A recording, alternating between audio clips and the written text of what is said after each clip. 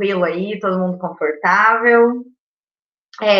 Eu sou a Carol, para quem não me conhece, eu acho que tem uma galera que eu não conheço ainda, né?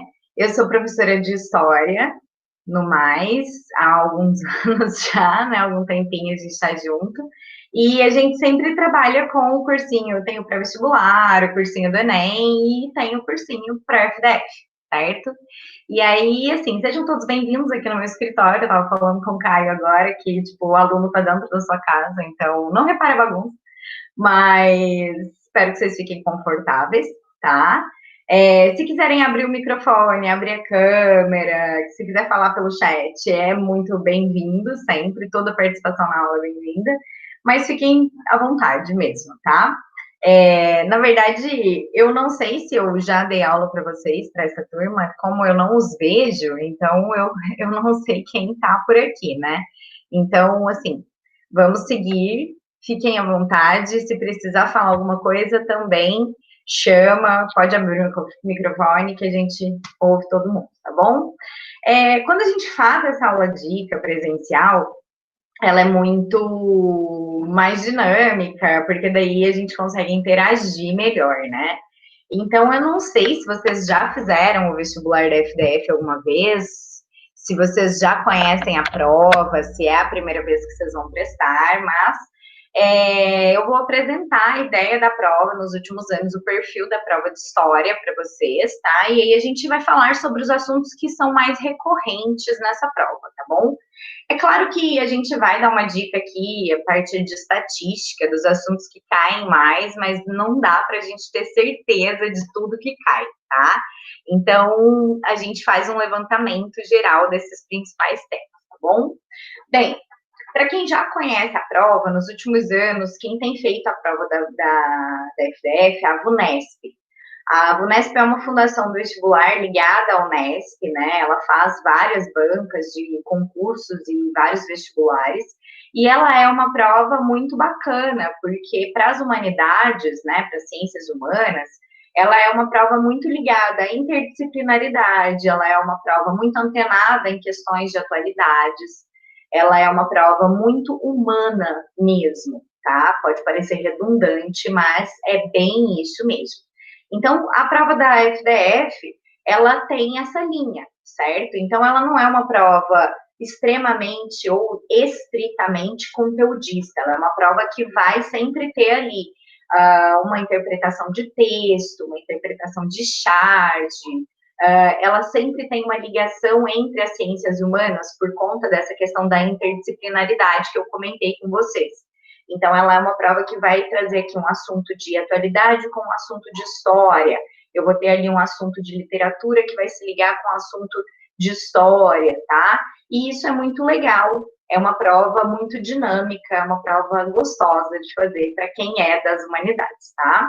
Então, a gente tem esse perfil, que é muito importante. Por que esse perfil é importante que você conheça? Porque você vai fazer essa prova, você tem que estar ali muito bem disposto, tanto à leitura, quanto à interpretação de texto, tá? Isso coloca você na frente de muita gente. Então, desenvolver a sua habilidade leitora, a habilidade interpretativa, favorece o seu desempenho nesses vestibulares da VUNESP. E principalmente aqui, que é o nosso foco da FDF, tá bom? E aí que eu elenquei alguns temas que são mais recorrentes. Esses temas que são recorrentes na prova da VUNESP, eles são recorrentes também em alguns outros vestibulares e provas famosos, como, por exemplo, o Enem. Então, você tem muitas questões de história do Brasil, muitas questões de geografia do Brasil, tá? Isso é o que mais aparece para nós nos últimos vestibulares, nos últimos anos aqui da prova da FDF, ok? Então, eu vou colocar aqui as temáticas de acordo com esses assuntos que são mais recorrentes, ok? Tudo bem para todo mundo? Tá tranquilo? Podemos continuar? Bom, a gente vai falar aqui primeiro, pegando por história do Brasil, a gente tem aqui alguns temas que aparecem mais, como, por exemplo, o período de pós-independência do Brasil, primeiro e segundo reinado, tá? E aí a gente chega em alguns outros temas da República. Então, só para retomar aqui rapidinho, logo após a independência do Brasil, né, que você tem ali a proclamação da independência pelo senhor Dom Pedro I, você tem algumas coisas que aparecem bastante. Por exemplo, o processo de independência do Brasil, ele tem pouca luta popular e é muito mais um arranjo político das elites do Brasil com elites internacionais. Isso é um ponto importante para você se lembrar na hora de revisar o conteúdo. Então, não é um assunto, não é uma independência com grande luta armada dos povos do Brasil. Não, é mais um arranjo político. Bom, outra coisa referente aqui à nossa independência, que é muito importante, é que é uma independência que eu comentei ligada às elites. Então, você tem grandes negociações entre a elite brasileira, que é uma elite latifundiária, né, escravocrata, e essa elite se arranja em acordos com Dom Pedro I, uma elite portuguesa, né, e com a Inglaterra, que favorece essa independência. Lembrando aqui que a independência do Brasil, ela acontece em 1822, então é no comecinho do século XIX. É o mesmo período em que as outras colônias da América vinham conquistando também as suas independências, tá? Então, eventualmente, vai aparecer para você algum comparativo entre a independência do Brasil e a independência das colônias que eram da Espanha. Bom, quando você lidar com essa diferença ou comparação, é bonito você se lembrar que todas elas têm influência de grandes movimentos liberais, movimentos iluministas que já vinham acontecendo na Europa e também na América. Então, ali, o primeiro movimento iluminista e liberal é a independência dos Estados Unidos, em 1776, e aí a gente tem a Revolução Francesa, que acaba por influenciar toda essa onda de movimentos pelo mundo, tá? E depois da era bonapartista, né, influência do Napoleão Bonaparte, vem a corte portuguesa para o Brasil, e isso já vai ser um caminho de independência brasileira. Porque com a corte portuguesa, a coroa portuguesa no Brasil, a gente tem o Brasil sendo elevado a Reino Unido, abertura dos portos brasileiros às nações amigas, e aí a única nação amiga era a Inglaterra, tá? Então, o Brasil tinha já uma relação próxima com a Inglaterra, principalmente relacionada ao consumo de produtos industrializados que vinham dessa Inglaterra, que já era uma potência industrial. Bom, além disso, é legal a gente pensar como é que se consolida a independência brasileira. A independência do Brasil, que por acaso faz aniversário hoje, né? A gente tem a gente acaba tendo que pagar uma indenização para Portugal, para que Portugal reconhecesse essa nossa independência. E aí que é um arranjo também muito interessante. Por quê? A gente não tinha dinheiro para pagar Portugal, né, para pagar essa indenização a Portugal, então a gente toma um empréstimo com a Inglaterra, paga a indenização para Portugal. Em troca, o que a Inglaterra queria? Ela queria poder reconhecer a nossa independência após Portugal fazê-lo e poder continuar vendendo produtos industrializados aqui no Brasil. Então havia um grande interesse econômico da Inglaterra nos processos de independência de todo o continente americano, tá? Isso é bastante importante aqui. Outra coisa interessante é que com a consolidação da independência, esse reconhecimento e etc., você tem algumas tentativas de frear a independência, porque quando eu disse que não houve luta por independência, não houve uma luta se comparado com as independências das colônias espanholas, mas houveram resistências, por exemplo, na região Nordeste.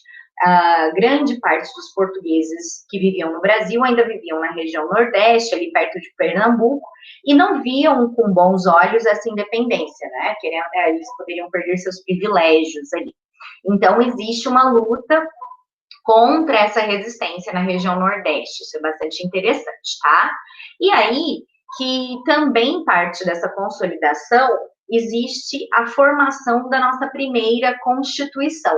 A primeira Constituição do Brasil, ela foi outorgada, ou seja, ela foi imposta à força por Dom Pedro I, em 1824. Essa Constituição, ela tem características bem peculiares. Ela é inspirada em elementos iluministas, então ela tem ali 3 poderes, ela tem ali toda uma organização do Estado inspirada na ideia iluminista, então eu tenho poder executivo, legislativo, judiciário, mas Por outro lado, ela tem um elemento absolutista.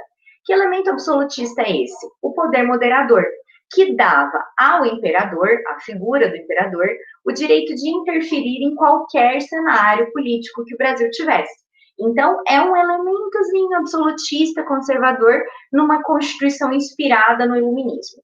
Outra coisa aqui que é legal a gente falar é que a nossa independência, ela não traz grandes transformações sociais e econômicas. Por quê? O Brasil continua sendo um país extremamente ligado aos latifúndios, então é um país com uma aristocracia, uma oligarquia, uma elite latifundiária. A gente continua tendo a escravidão e a gente continua dependendo do mercado externo. Então, não muda muita coisa no cotidiano do brasileiro, tá? A população demora a sentir elementos dessa independência. Tem até algumas charges que tentam brincar com essa ideia. Então, por exemplo, você tem charge que fala que a independência foi só mais um produto da Inglaterra que chegou aqui.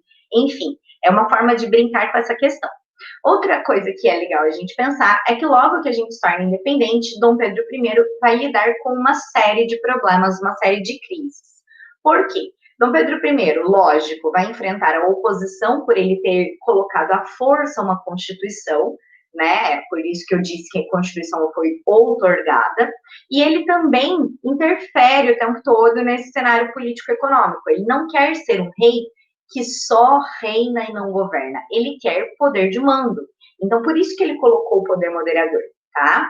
E aí você tem, então, uma oposição dos grupos políticos do Brasil, essa elite brasileira acaba se afastando dos interesses do Dom Pedro, então ele governa já durante o primeiro reinado, que é essa fase do Dom Pedro I no poder, ele governa durante um período com grandes problemas. E lógico, a gente tem problema econômico. Por quê? A gente começa a nossa história independente já devendo para a Inglaterra, e esses empréstimos continuam sendo cada vez mais altos, e, além disso, nós temos uma crise interna econômica, porque a gente tinha o ciclo do ouro em decadência e faltava ali algum processo de modernização econômica, certo? Bom, esse cenário aqui político também precisa ser lembrado pela questão da eleição. Então, como que aconteciam os votos? Como que era o direito à participação na política? Você tinha que demonstrar renda. Então, o voto ele era censitário, mantendo, mais uma vez, as camadas populares afastadas desse cenário político e uma elite, de novo, latifundiária, escravocrata, no poder, certo? O governo do Dom Pedro I é conturbado por conta dessa crise econômica, por conta da oposição, e aí você tem ainda um problema que é a Guerra da Cisplatina.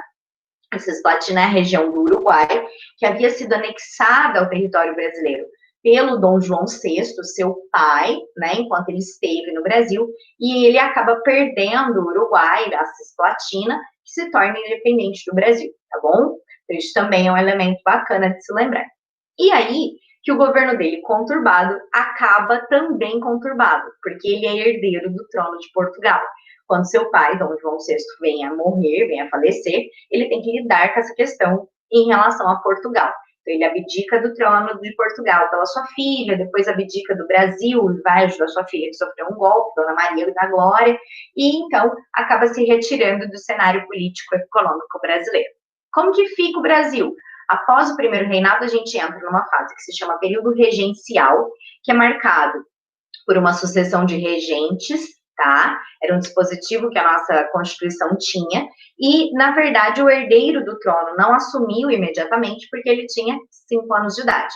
Então, Dom Pedrinho ainda não tinha condições de assumir o trono do Brasil, por isso, período regencial, entre o primeiro e o segundo reinado. O que você tem que lembrar aqui desse período regencial? Gente, período regencial é marcado por uma onda de revoltas no Brasil inteiro.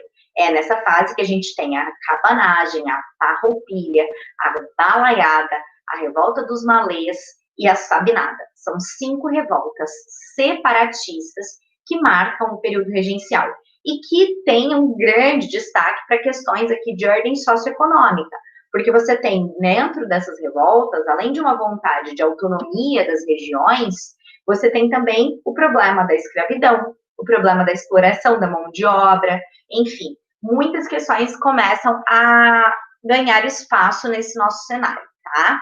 E as revoltas regenciais acabam sendo sintomáticas desses problemas, ok? Como que acaba o período regencial? Com o golpe da maioridade e o segundo reinado começando. Tudo bem?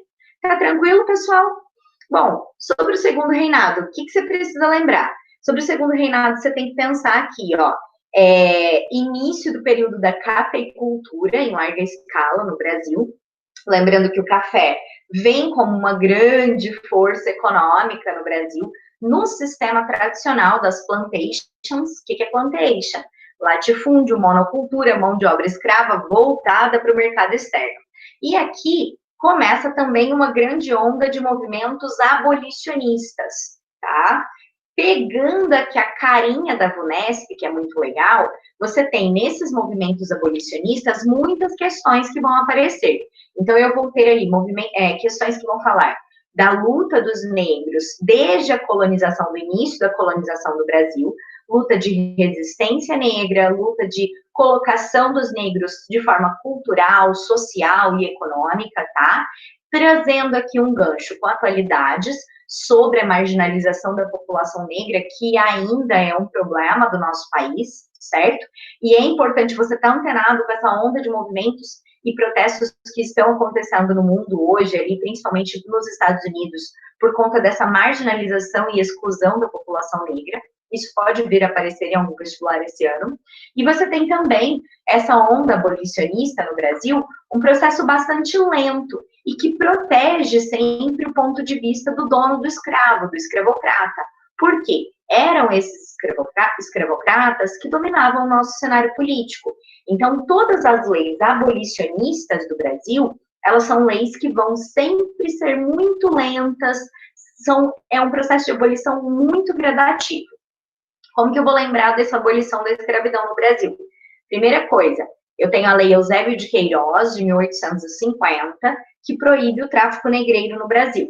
A partir de então, começam a surgir leis abolicionistas. Lei do ventre livre, lei do sexagenário, até que em 1888 é assinada a Lei Áurea. Bom, sobre a Lei Áurea, o que você precisa lembrar?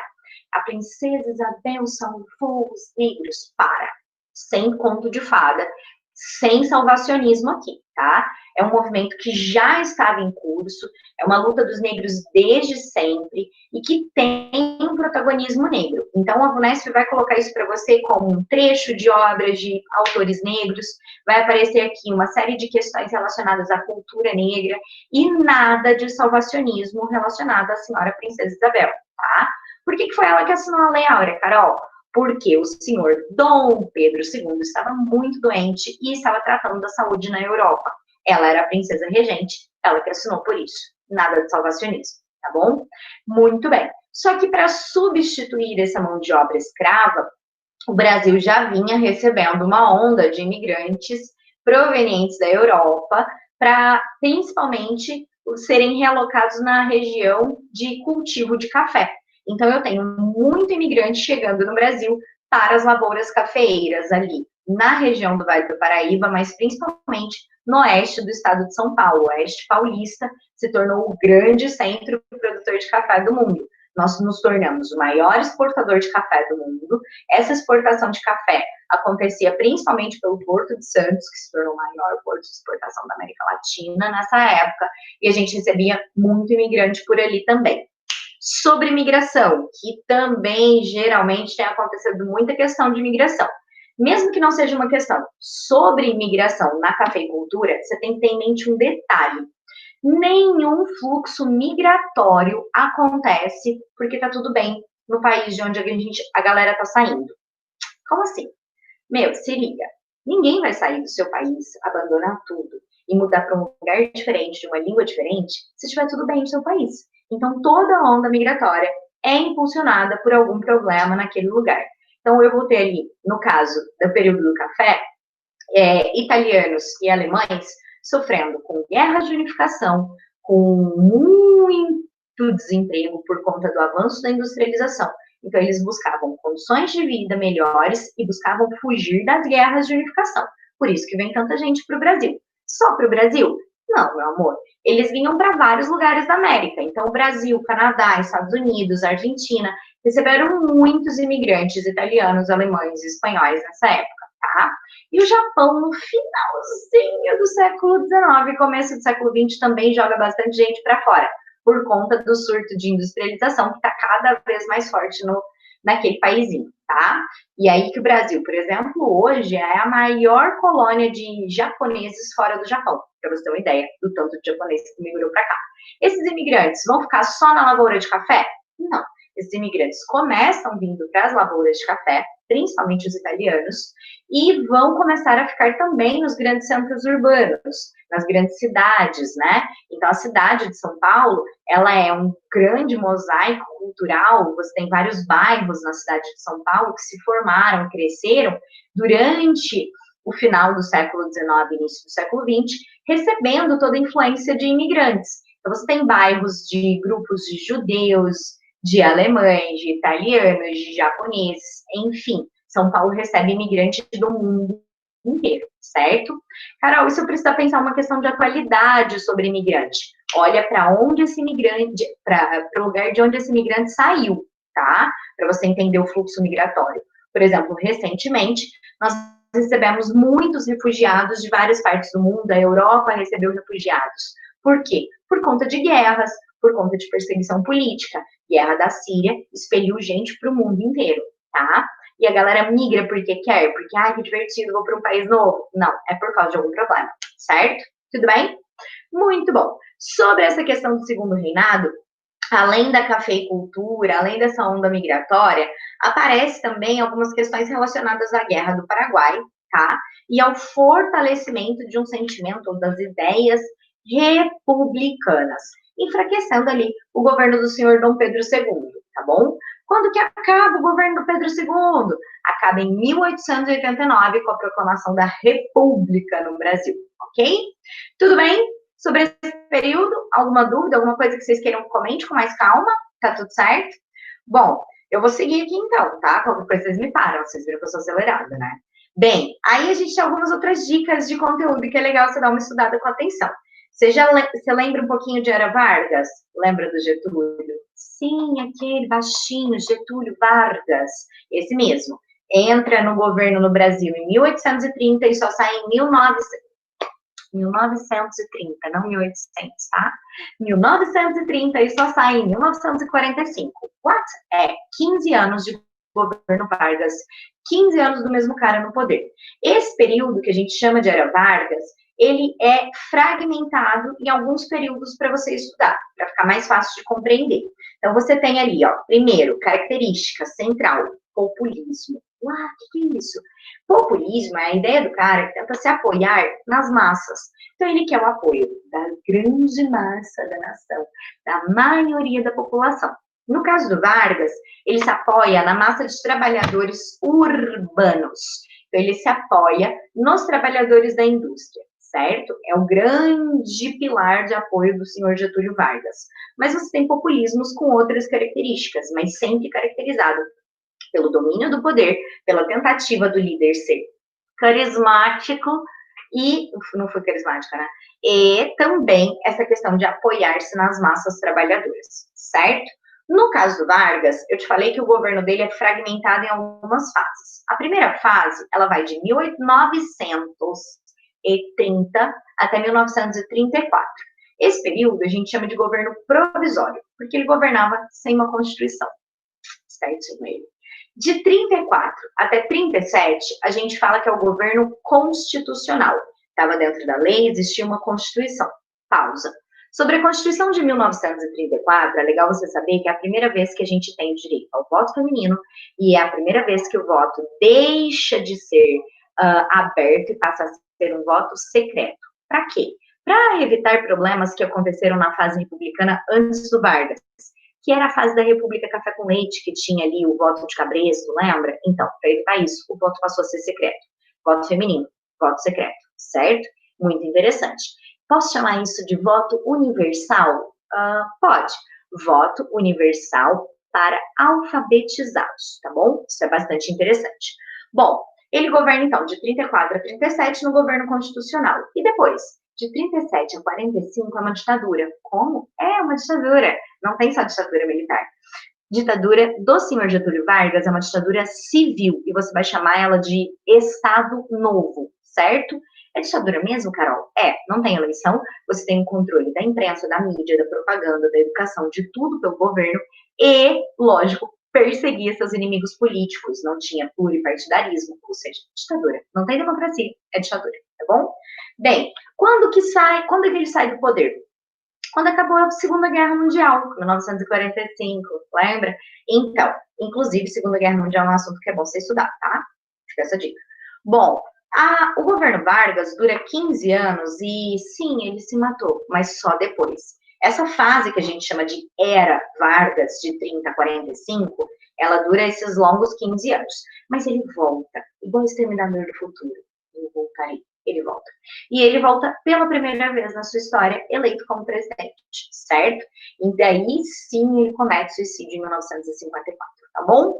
Bom, sobre o senhor Getúlio Vargas, além do populismo, além dessas questões aqui, é legal você entender que dentro do governo Vargas vão surgir as primeiras leis trabalhistas do Brasil, CLT, Consolidação das Leis Trabalhistas, Ministério do Trabalho, enfim, tudo isso, porque ele é super legal? Não, porque ele queria o apoio da classe trabalhadora, não se esqueça, ele é um populista, tá bom?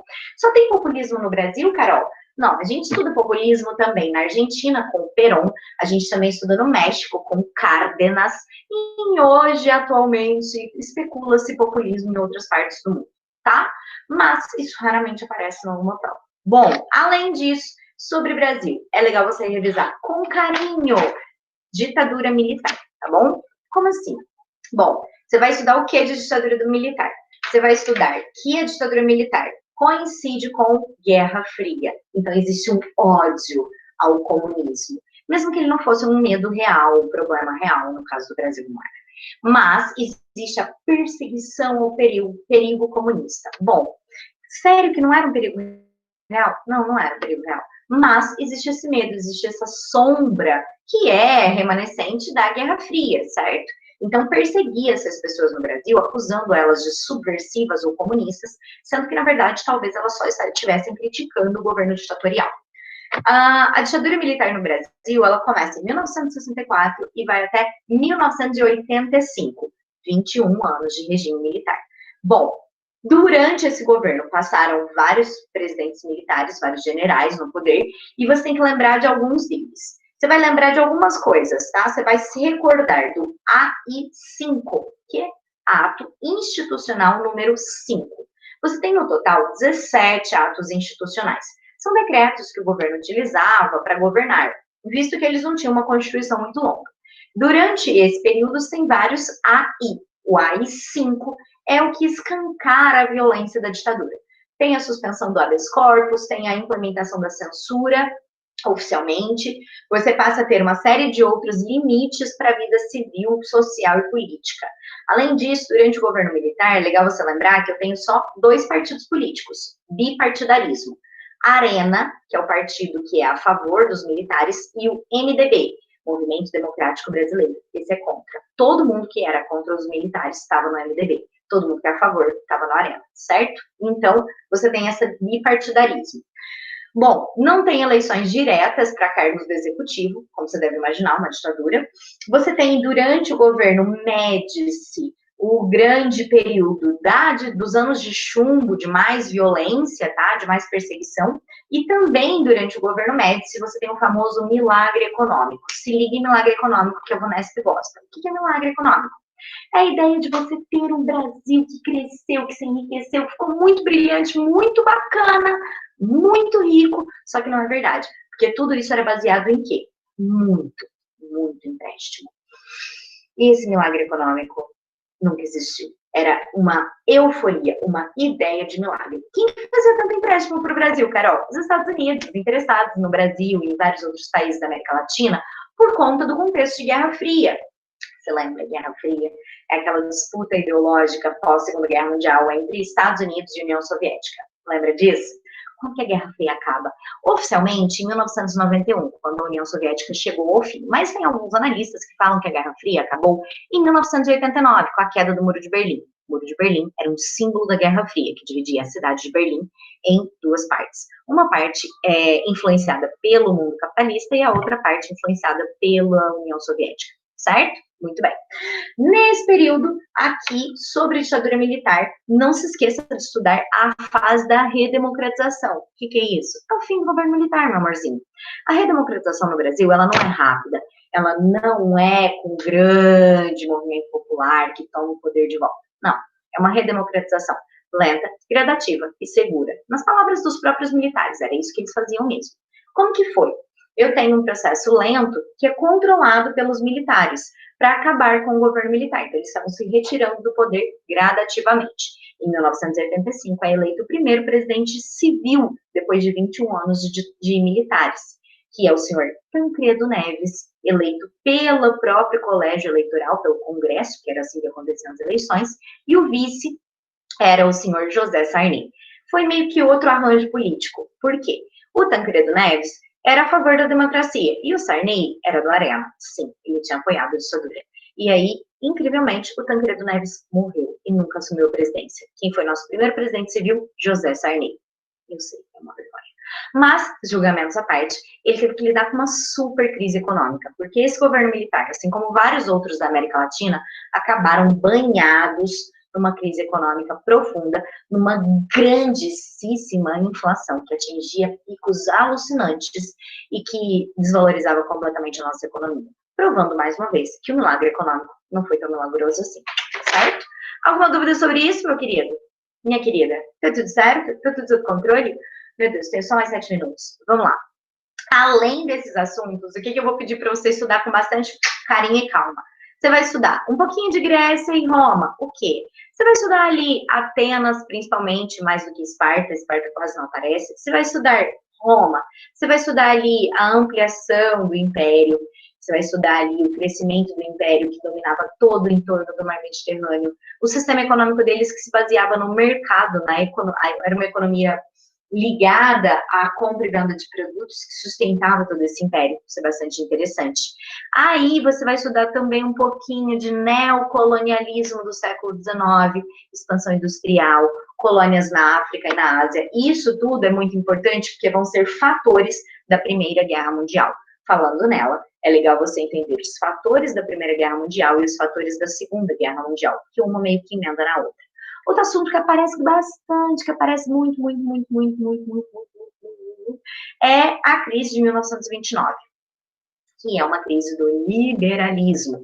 Como que acabou? Como que a galera se recuperou da crise? Com interferência do Estado na economia, no caso dos Estados Unidos, modelo mais famoso, New Deal, do presidente Roosevelt, que implementou o que a gente chama de keynesianismo, tentando colocar em prática a ideia de estado de bem-estar social. Lembra disso?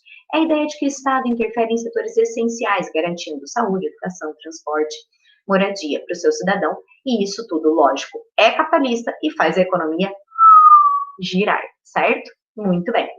Além desses elementos, você vai lembrar um pouquinho ali de colonização do Brasil, você vai revisar a colonização, cana-de-açúcar, mão de obra escrava, lembrando que tem link com a atualidade, com o fim da escravidão, enfim, tudo pode cair, Carol, tudo pode cair. Tudo mesmo. Mas esses são os assuntos que geralmente caem mais, tá? O que eu quero que você preste muita atenção, meu querido, minha querida, meu amor, queridex de todo o Brasil. Você vai prestar atenção num detalhe. Não adianta você ficar decorando data e nome para a prova da Unesp. Por que não, Carol? Porque, na verdade, uma data e um nome sem um contexto é informação vazia, né? Então, como é uma prova que gosta de interpretação, você vai estudar o contexto daquele desenvolvimento, daquele problema, daquele elemento, daquele evento histórico. Então, você vai estudar ali, ó, a independência do Brasil. Você não precisa ficar só decorando que ela aconteceu em 1822. Você precisa entender o contexto em que ela acontece, como que a sociedade lida com ela, quais são as consequências e causas desse evento. Isso é muito mais importante do que uma data e um nome vazios, tá? Sério, Carol? Sério. É assim que estuda história. Você tem que entender o processo, o contexto, os fatores que levaram aquilo e as consequências daquilo. Isso é o melhor jeito. E lógico, se você for um bom leitor, estiver lendo maravilhosamente, interpretando muito bem, querido, você vai tirar essa prova de letra, porque ela é muito ligada à interpretação de texto. E detalhe, você ainda pode usar argumentos históricos na sua redação, então fique esperto, porque geralmente sempre tem um assuntinho que aparece na prova que você pode usar ali como argumento na sua redação, o que é um sinal de que você é um excelente leitor, certo? Amores, tem alguma dúvida? Tem algum assunto que vocês queiram que a gente retome rapidex aqui? Tá tudo certo? Tá tudo sob controle? Como é que estamos? Vocês estão me ouvindo? Tem gente na aula? Meu Deus. Ó, esses... que bom, ufa, obrigada. Obrigada por me responder. Esses são os assuntos que são mais prováveis e que têm aparecido mais nos últimos anos, tá? Não estou te dizendo que outros elementos da história, outros eventos não vão aparecer. Como eu disse, esses têm caído mais, tá? Percebeu que aparecem mais temas de história do Brasil do que de história geral? Isso tem sido uma tendência também nos últimos anos, certo? Isso é bastante importante, ok? E aí, a hora que você for revisar esses conteúdos, sempre tenta colocar o Brasil nesse cenário internacional. Por exemplo, você vai estudar a Segunda Guerra Mundial. Você vai ver como que o Brasil se coloca na Segunda Guerra Mundial. As consequências do Brasil para a Segunda Guerra Mundial. Entendeu? Isso aparece bastante. Então, é legal você estudar esses elementos de história geral ligadas a elementos de história do Brasil, tá bom? Tá tudo certo? Ah, que lindo! Então tá bom. Se vocês tiverem alguma dúvida, eu estou aqui toda à disposição para tentar ajudá-los. Eu espero que vocês tenham gostado, que vocês tenham ficado confortáveis. Eu espero que vocês estejam conosco logo menos quando o curso começar efetivamente. E por hoje é só, tá bom? Foi rápido? Eu falo rápido, né? Ai, meu Deus, tomara que vocês não tenham ficado assustados. Na aula a gente tem mais tempo, mais do que 40 minutos. Tá bem? Ai, que bom. Bom, eu espero que vocês gostem mesmo. E eu espero vê-los no curso de verdade, tá bom? Sejam todos muito bem-vindos. Fiquem muito à vontade. Se quiserem se retirar, se quiserem fazer algum comentário ou tirar alguma dúvida, eu realmente estou à disposição. Mais 5 minutos, tá bom? Então tá bom. Por hoje é só. Bom restinho de feriado e boa semana para vocês. Falou? Boa noite.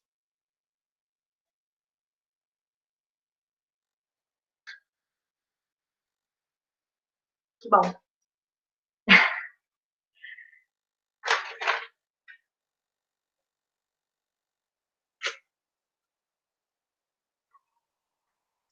Obrigada, galera. Boa noite. Até mais.